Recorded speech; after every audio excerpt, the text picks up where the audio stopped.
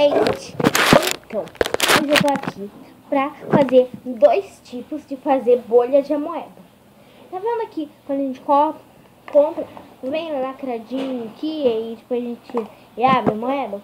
Aqui, ó, não tem escrito isso daqui. É tudo mentira isso daqui, como faz a moeba, tá bom? Faz bolha. Tem dois jeitos. O jeito que eu faço mais, mas estoura rapidamente, mas é a gente pegar um canudo, a moeba, lógico. E ó, enfiar o canudo aqui, gente. Assim, olha. Enfiar o canudo. E não pode estourar essa partinha aqui, assim, dá tudo errado. E vir até aqui embaixo. Até sobrar essa pontinha. Aí a gente já sobra. Vocês viram? Faz uma bolinha. E o segundo tipo é assim. Quando a gente tá com bastante moeba, né, gente? Porque eu não tenho muita moeba, por isso que eu faço aqui do outro jeito.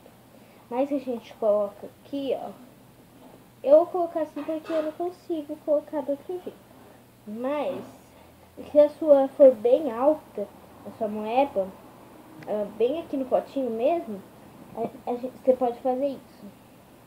Ó, a gente enfia aqui do lado o canudinho. Tem que arrumar bem, gente. Aqui a gente coloca aqui do lado o canudinho. Aqui do lado, olha. E aperta aqui, ó.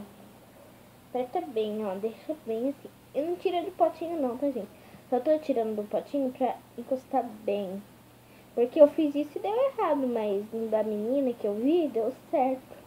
Então, acho que tem que ter bastante moeba pra conseguir.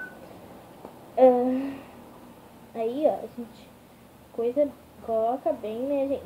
E sobra. Mas não dá certo, tá? Não. Talvez é o tipo de sua moeba. Se você misturar duas de uma cor só, você consegue fazer. Mas então foi isso, gente. Espero que vocês tenham gostado. Até o próximo vídeo. Ó.